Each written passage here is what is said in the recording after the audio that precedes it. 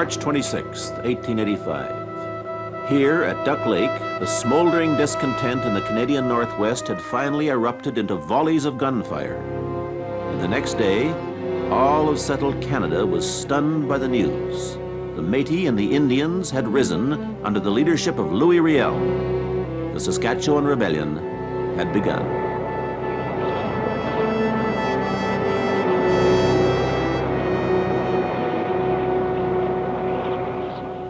So it had come to war. But who would wage it? The only permanent military force in all of Canada consisted of 2 batteries at Quebec and Kingston. Once they were called up, the only thing left to do would be to summon the militia to arms. But the militia consisted of young, untried, romantic amateurs to whom the biggest military event of the year had been the annual militia ball. Suddenly, the farmers' sons and the boys who'd grown up in the eastern towns were going to a real war. And the uniforms they'd only danced in, they might now have to die in.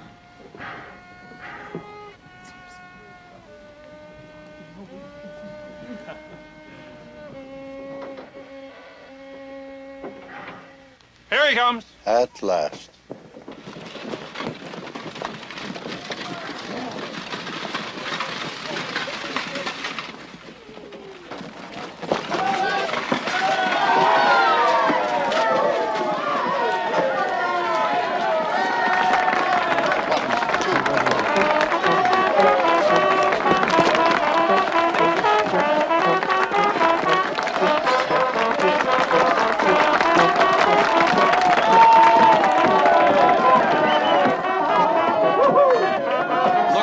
Scared the war's gonna be over before he gets there.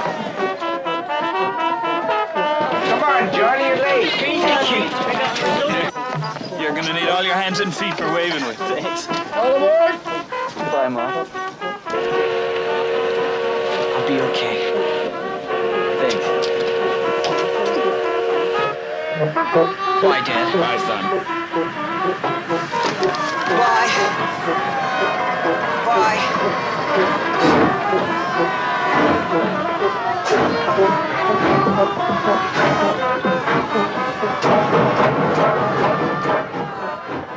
Within 2 days, eastern settlements began to send their young men into the cities, where they'd jam the drill halls and parade squares before journeying west. Hands up, hands up. Hold back. Stand down, roll grenadiers. On and top. Shoulder. Out. Get him up, get him up. Hard. Out. I told you I'd have to get you. Get it up there, get it up. Go right behind, good behind the weapon. Raise and raise and. Out. Now check it perpendicular to the ground, 3 inches away from the body. Don't pass the sled. Left arm is parallel to the ground. Right about. Hands. To the left. Hands. Right. Shoulder. All sections left, walk, march.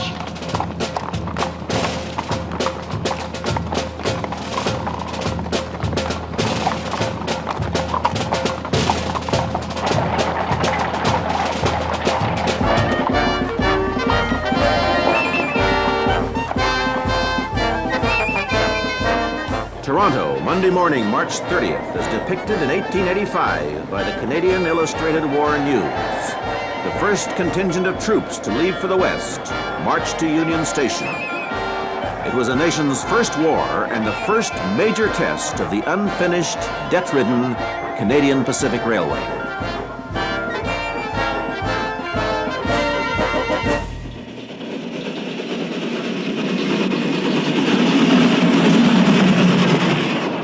Van Horn had promised he'd get the troops to the Northwest in just 10 days.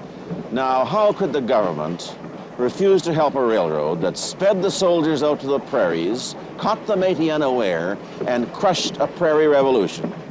Van Horn insisted on running the show entirely by himself, and he did so with military precision because, you see, he had experience in moving Union troops during the American Civil War.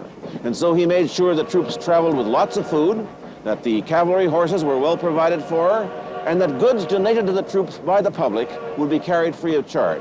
Clothing, 100 weight of dime novels, 50 packs of playing cards, that sort of thing. You see, he was still the ablest railroad general in the world.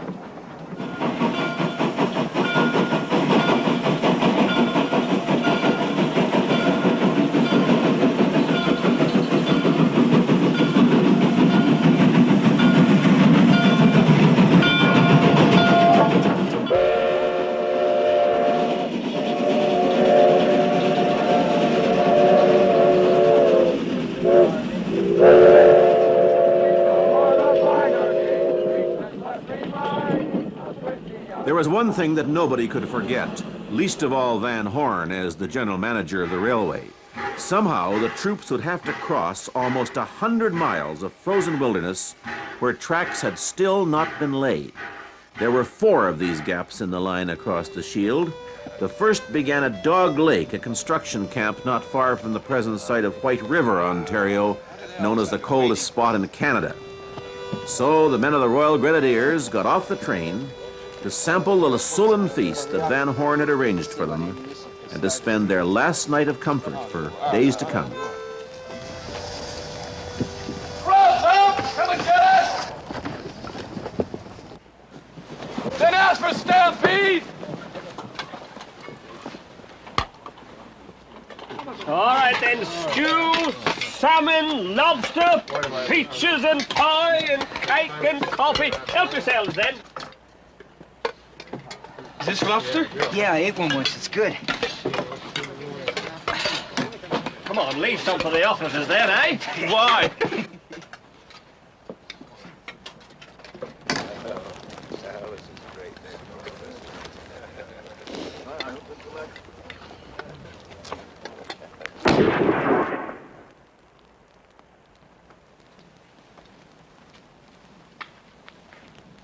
Where'd it come from? Can you see anything? Can't be them, can it? I don't think so.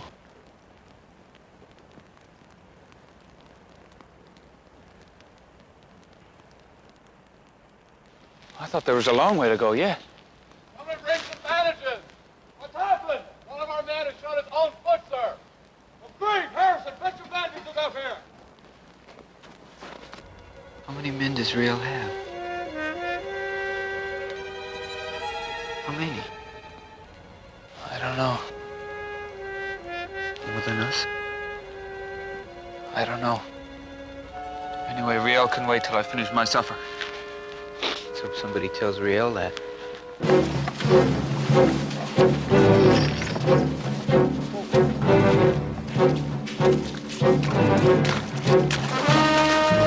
Idiot!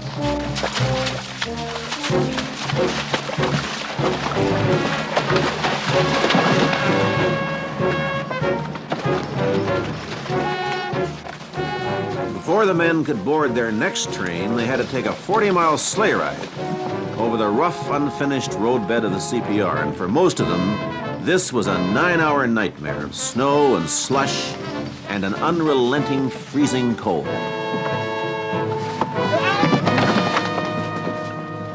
All right, good, come on!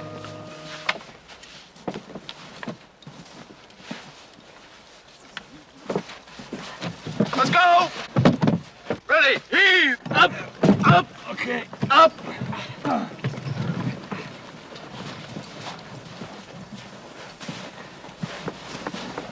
You okay? I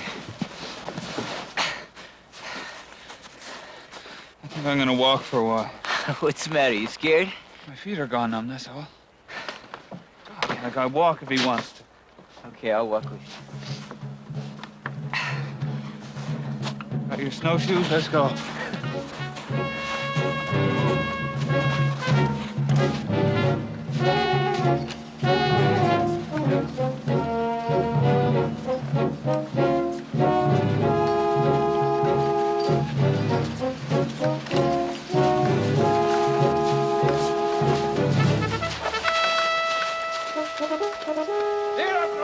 The cavalry could not enjoy the dubious luxury of the sleighs.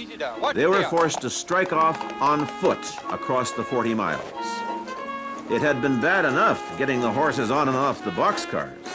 It was even worse coaxing them through the snow and the ice of the Laurentian Shield.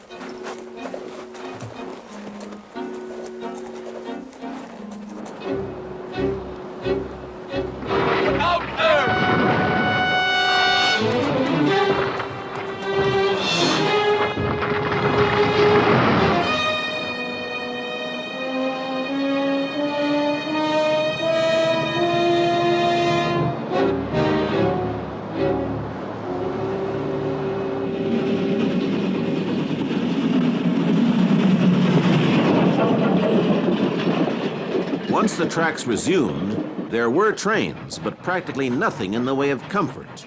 These cars had been used by CPR construction crews to carry gravel, and that meant a miserable 12-hour ride with only a single stop for sandwiches and tea.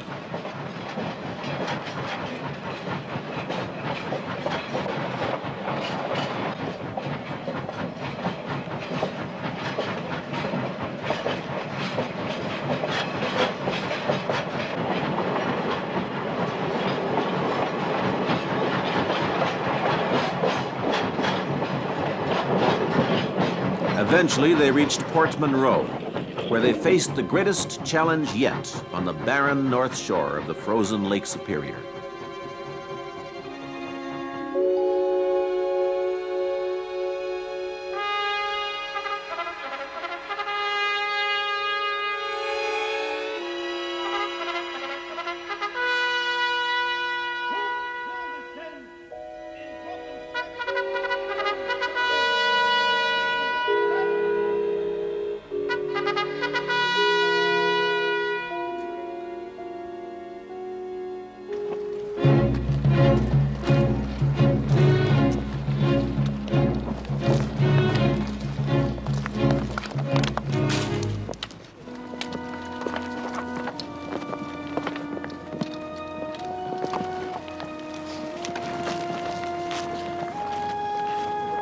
Now began a terrible ordeal, probably the worst ever endured by Canadian troops.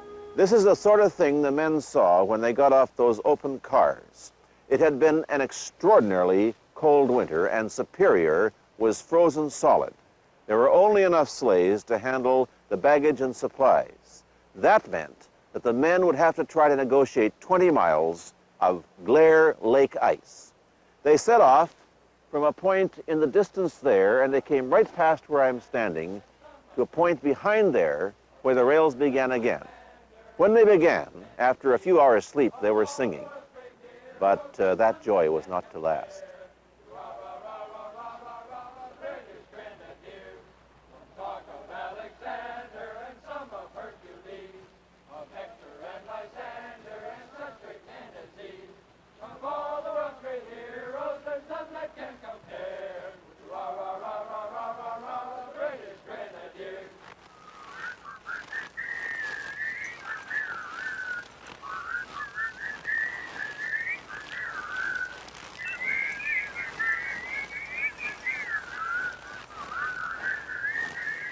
Pick your feet up! Pick those feet up!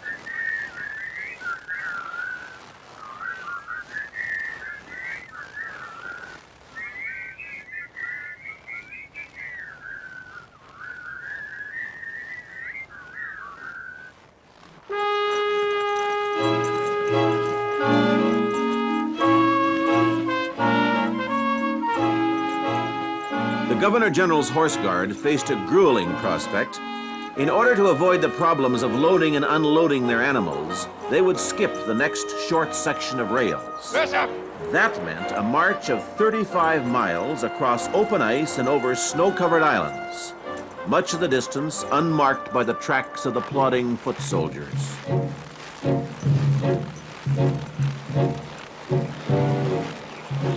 I'm so tired.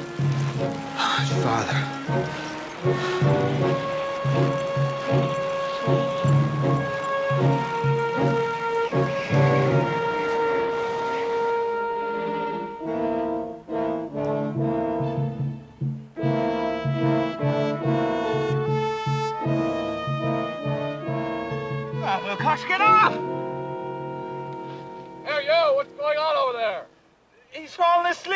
get him out. You won't get him that way. Kick him. Kick him? Kick him. I can't kick him. The man will die if you don't wake him. Kick him!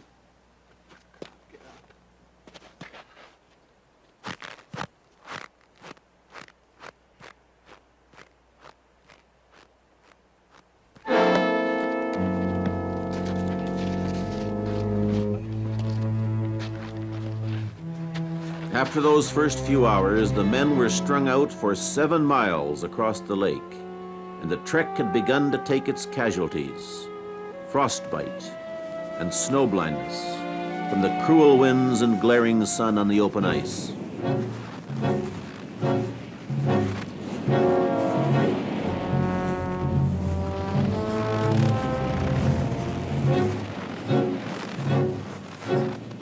Stay on your feet.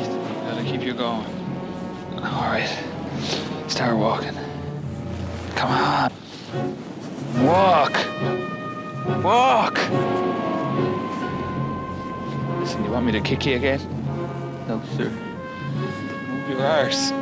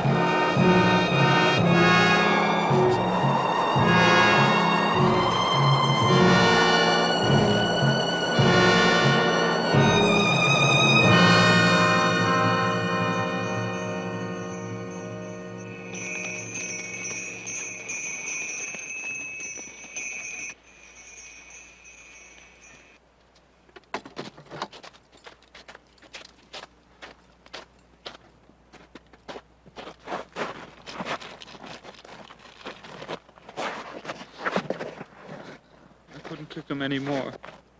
I was too tired.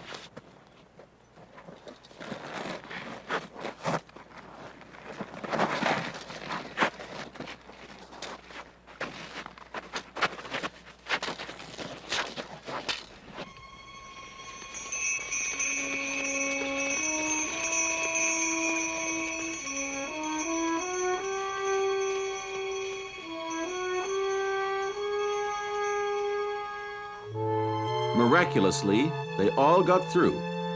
But by the time they reached the end of the last gap at Red Rock, they barely had the strength to haul themselves onto the waiting coaches.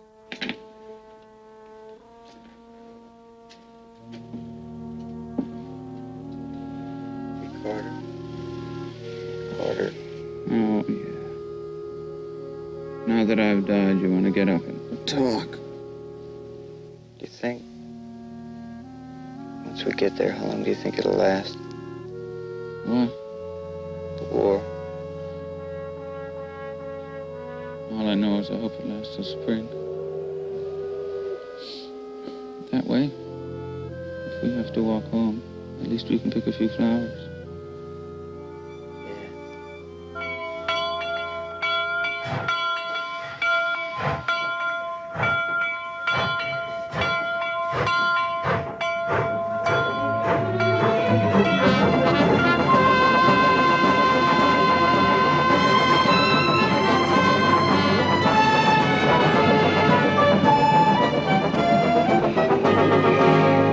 They made it, thanks to the CPR and to Van Horn. He'd promised a journey of just 10 days. The first troops made it in 9. And 2 weeks after Duck Lake, almost the entire force was in the west, ready to do battle. It took them about a month of hard fighting to quell the uprising. Riel himself surrendered on May 15th, and the very next day, the last rail was laid here on the North Superior Line. There wasn't any track here when the troops went west, but they returned in style by rail all the way. The CPR had helped to save the country. The country wasn't doing a damn thing to save the CPR. Van Horn was dismayed to discover that government officials moving west from the east, by way of Chicago, were being sent out of Ontario on the Grand Trunks lines and not the CPR's connecting lines. So while the Canadian Pacific was moving every effort to move the troops, its rivals were pocketing the profit. All this time, the CPR's president, George Stephen, was still haunting Parliament Hill. Without immediate financial aid from the government, the railway was doomed. It would take millions to finish the line across the Shield and through the mountains. Debts were piling up, wages left unpaid, and a strike of several hundred railway workers in the West had just been narrowly averted. Only one man in Canada could save the CPR, John A. MacDonald. If we allow the sale of the hide of an animal dead of tuberculosis, we run in very serious danger of contagion. Now, I realize Pasteur's theory has been disputed lately, but after all, he only put it forward a few years ago. Do you think we could walk a little faster?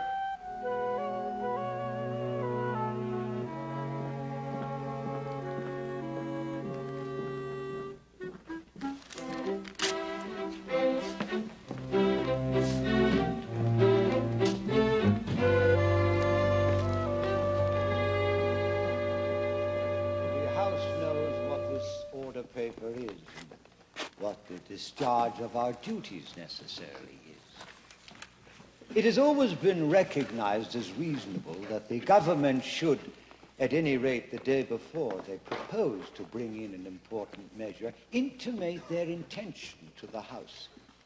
That is the course pursued, and as a rule, it is a necessary course.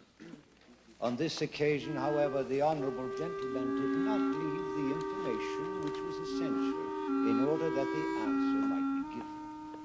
And it seems to me that this period of the session might be I think it is impossible for me to carry on this struggle for life in which I have now been for over 4 months engaged. These delays have finished me. I'm utterly unfit for further work. On April 15th, Stephen gave up and quit Ottawa for Montreal.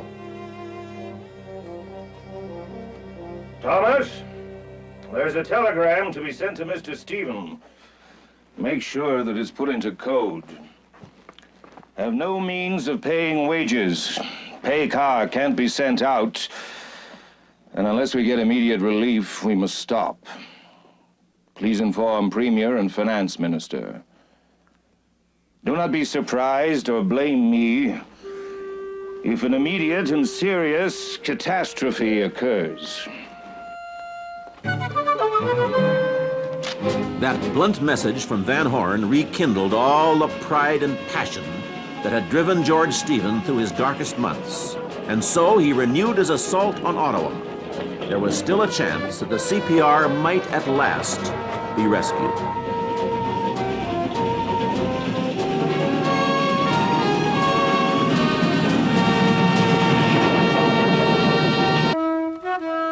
Ottawa, April 17th, 1885. News of the CPR crisis immediately reached John A. MacDonald. But now he was 70, tired, worn out by the struggle to keep the machinery of government moving and by the constant demands of the railroad.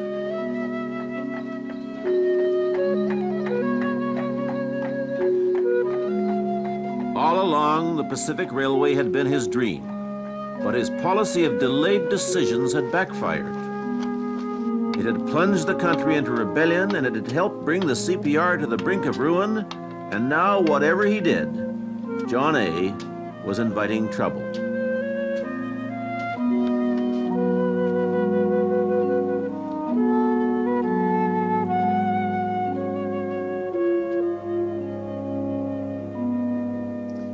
He had two choices only, and both were politically unpalatable. If he didn't act at once and get some financial help to the railway, the CPR would surely collapse, and that would touch off a wave of bankruptcies and personal tragedies right across the country.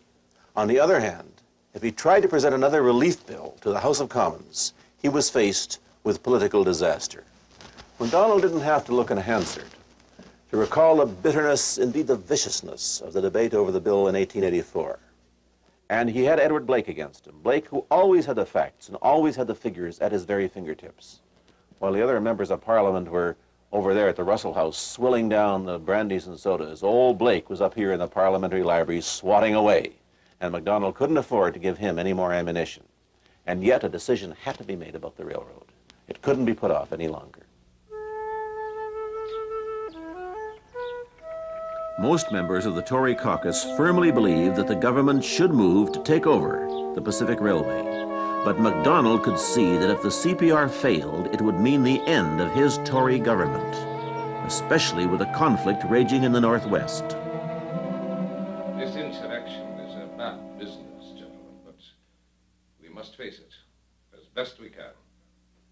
Yet I feel compelled to point out that we should not have been in a position to face it at all if it had not been for the Canadian Pacific Railway. Without that road, we cannot safely say what our fortunes might be at this moment. As a party, as a government, as a nation. A few days ago, we were cheered with the news from the West that our own troops had arrived safely at Battleford. Now we are pressed with other, harder news. Defeat at Fish Creek. And if you read the press today, you'll be aware of the impending war between Great Britain and Russia. Without that road, we may lose our own war in the West. And the mother country, depending upon us to get her war supplies to the Pacific, may falter and fail. So, now, we come to the question of a second relief bill. These are my proposals, gentlemen, which I will lay before you in a moment or two, but I must warn you. If they are rejected, my resignation will certainly follow.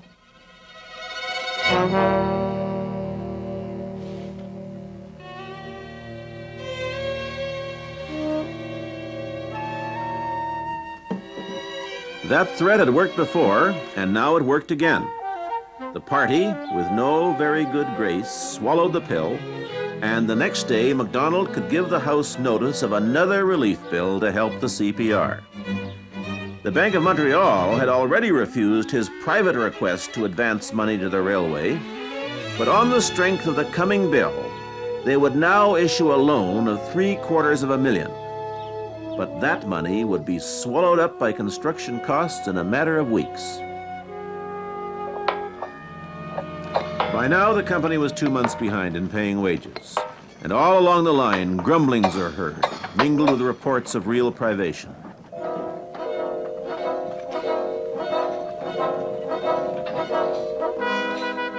Some clung to their faith in the powers of Van Horn, but they all waited for news from Parliament Hill. MacDonald was behaving strangely. For some reason of his own, political nearsightedness, or maybe just plain old age, he delayed the relief bill debate. He insisted that first his own pet bill, a franchise bill involving provincial rights, must be pushed through Parliament. Well, pushed is hardly the word. 7-hour speeches, 3-day sittings, 93 divisions of the House, and all the while, the CPR was dying on its feet.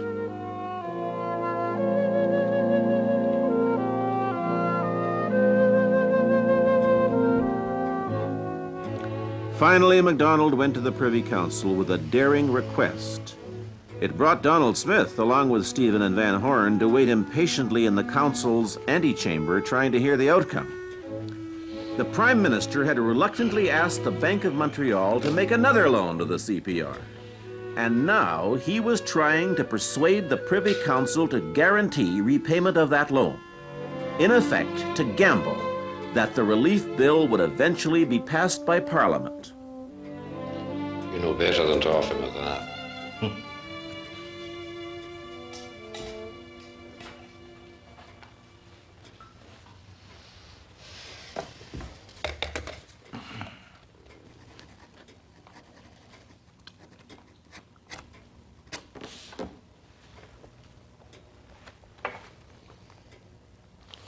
What time is it?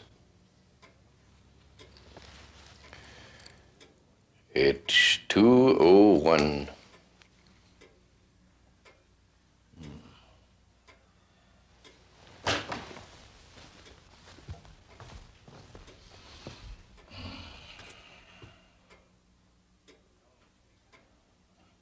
Donald speaking now.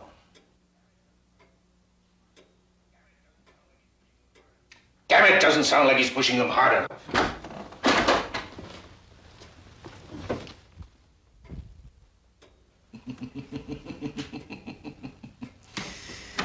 Well, it seems to me, Mr. Stephen, that proves one thing for certain. Our Canadian Pacific boardrooms are going to be provided with pots.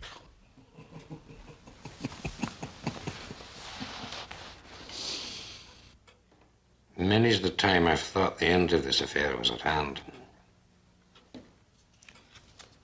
I've boarded that evening train to Montreal more times than I could count. And every time I swore I'd never come back. But it seems to me we're never finished with anything until it's finished with us. So I've concluded, finally, that the Canadian Pacific Railway will never let me go until it's done with me. And what happens if we don't get what we came here for? We must not be found with $1 in our pockets. It would destroy our integrity forever.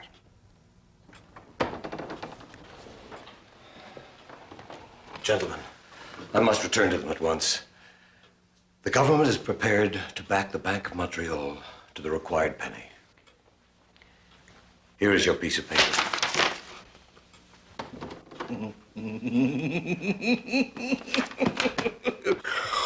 Oh, I could eat a mountain.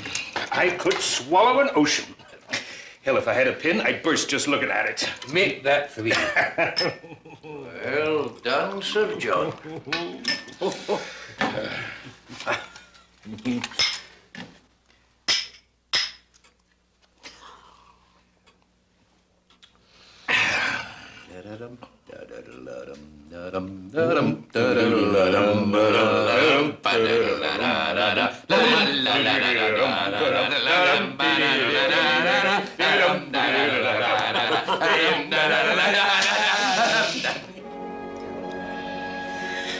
Let's go.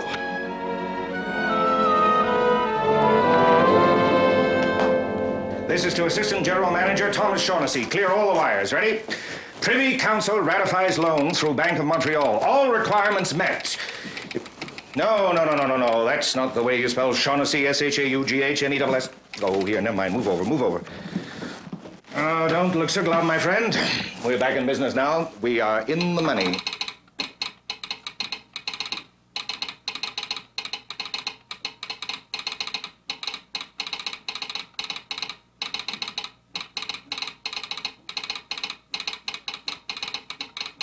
There was something theatrical about the CPR's last-minute rescues from bankruptcy, rather like those purple Victorian melodramas people like to see on the stage at that time. You know the ones, where the heroine is always saved at the 11th hour from the onrushing locomotive, or the big saw, or the fate worse than death. Well, such a moment came for the CPR here on Parliament Hill on the afternoon of July the 11th, 1885. The debate on the relief bill had been going on for more than a month, and everybody knew that it would have to pass eventually. But Edward Blake and his Liberals had determined to go down fighting. And so you see, the CPR really had reached the 11th hour, because that very afternoon at 3 o'clock, one of its heaviest debts was due to be called, and the creditor wouldn't wait. If it wasn't paid, that would mean that the company would face the confusion of a complicated receivership. All the creditors would come scrambling in for their money, and the railway would collapse. They would have to stop the construction. And the dreams and the fortunes of many men would go down the drain. In short, the CPR faced ruin unless the relief bill passed its third reading by 3 that afternoon. And Parliament did not sit until 1:30. Mr. Vale. Mr. Somerville. The voting had finally begun, Mr. Harley. a tedious ritual that ate up the precious minutes. Monsieur Gay. That vital deadline was now less than 1 hour away. Mr. Platt. Mr. Patterson. Brent. Mr. Armstrong. Mr. Halton. Mr. Irvin.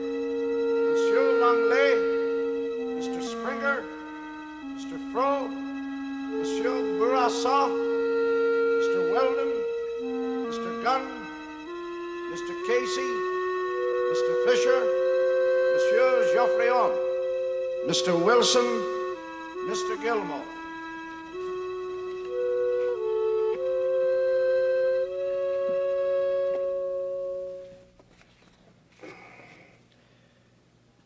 Yeas 77, nays 45.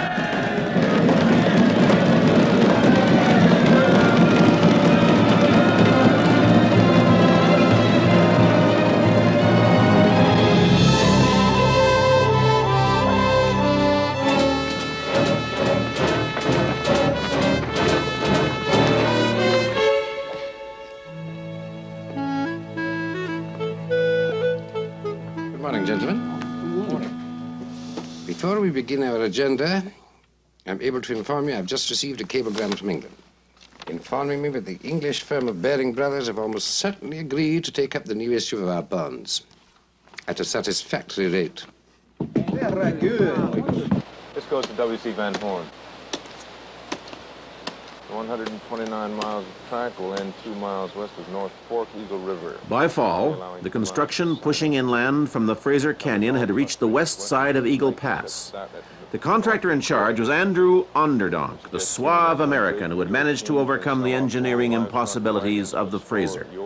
Now he was out of rails, and so this was where the two lines of track from east and west would finally meet.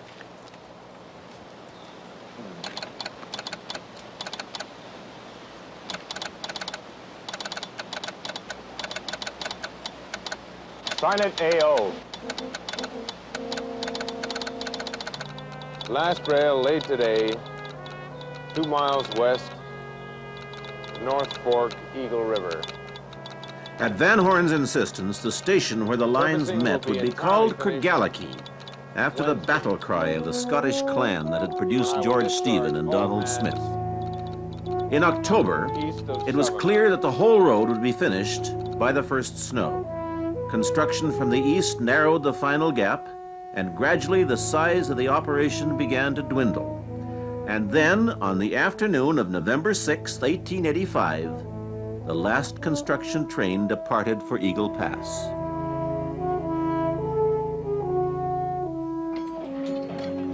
The transcontinental link was within hours of being completed.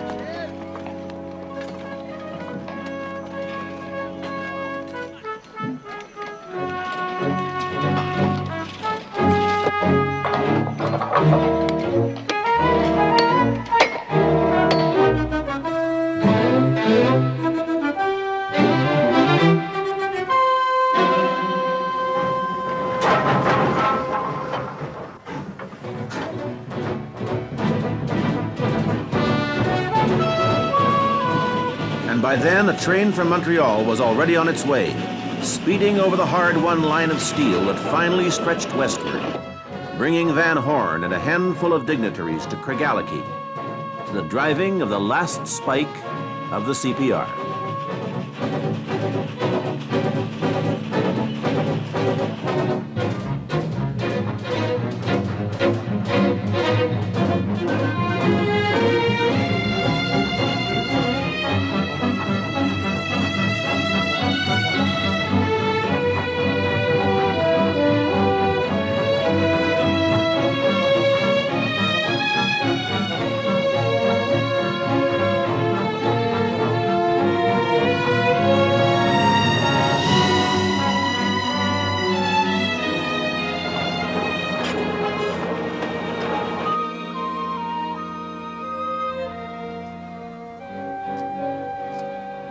One of the uninvited guests at Cregallachie was to be a 17-year-old boy from Victoria, Edward Mallandane. He had headed east to help fight the Riel Rebellion, but he hadn't made it all the way in time.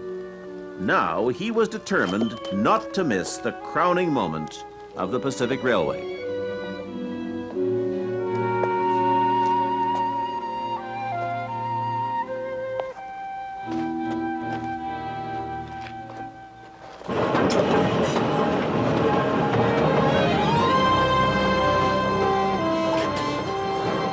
Van Horn's train chugged its way through the Selkirks and over the pass that had been discovered and named by Major A.B. Rogers.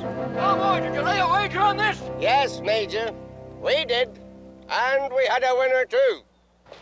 What was his class? 25 feet and 5 inches. All right, boys. Lay her up. Bravo, fellas. Fingers clear. Up.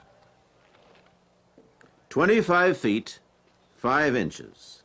That was the length of the rail that now could be cut to close the final gap. Right, let's nick it. All right. Grab hold. Fingers clear. Up. Turn her over. Turn again. Pull her over there. Roll. Grab hold. Fingers clear. Up.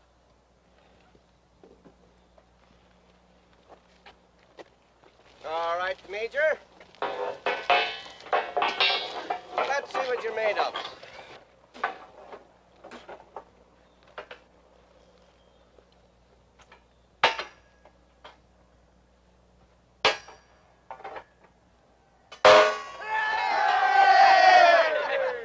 Very good.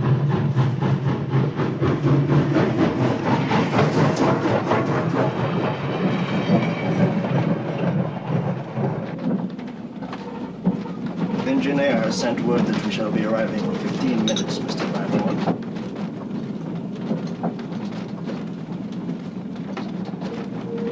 Pass the word along to Mr. Fleming and Mr. Smith, Jim. Yes, sir.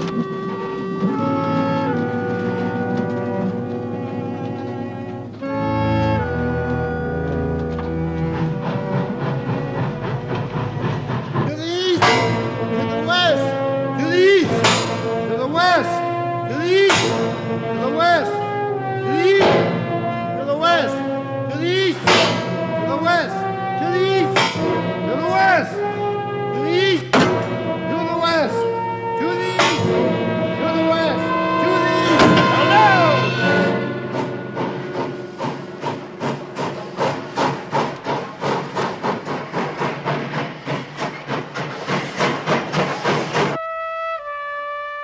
Two key figures would not be there. George Stephen in England keeping an eye on the sale of new bonds, and in Ottawa, John A. Macdonald.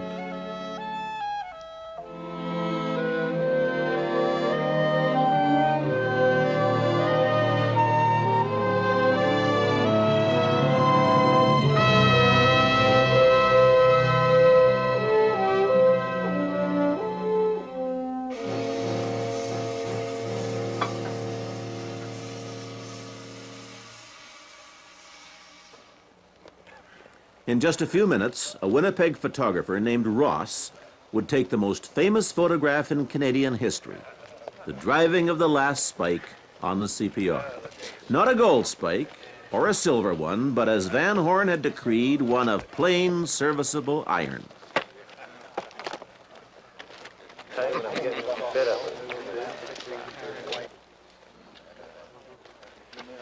Shall we get ready for the picture, gentlemen?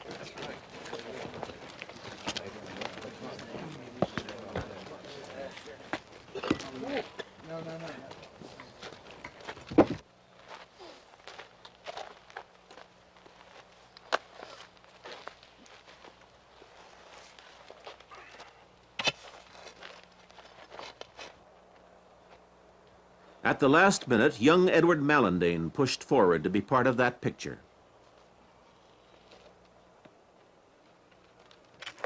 He stood beside the man who had drawn up a detailed plan for a Pacific Railway 20 years before, Sandford Fleming. Donald Smith, the senior CPR director present, held that historic hammer. Ready, gentlemen? 1, 2, 3, 4, 5, 6. Well, give me a wee bit room.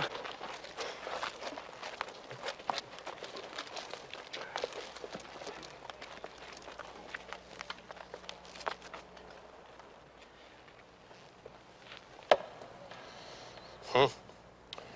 Missed.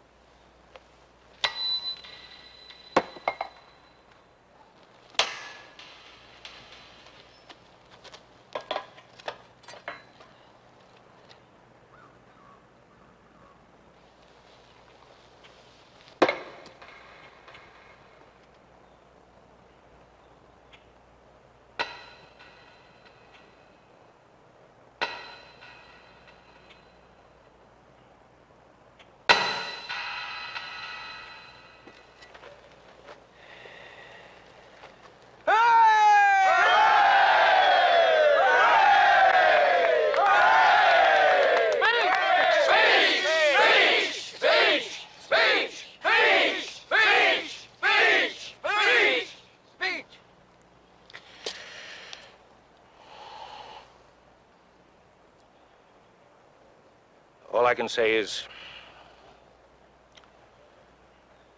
the work has been done well.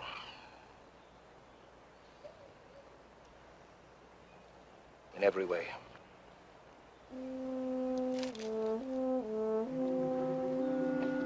Yahoo!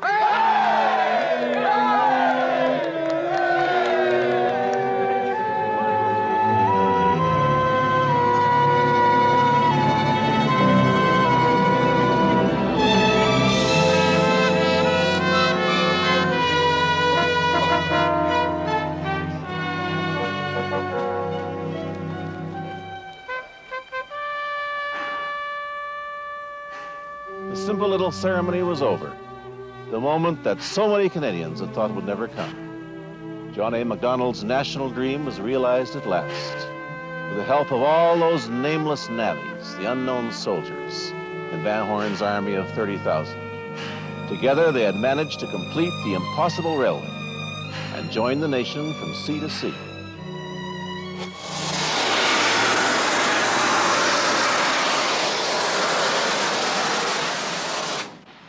So the little locomotive rattled over the newly laid rail, and over the last spike, and down the long incline of the mountains, off to the somber canyons of the Fraser, to the soft meadows beyond, off to the blue Pacific, and into history.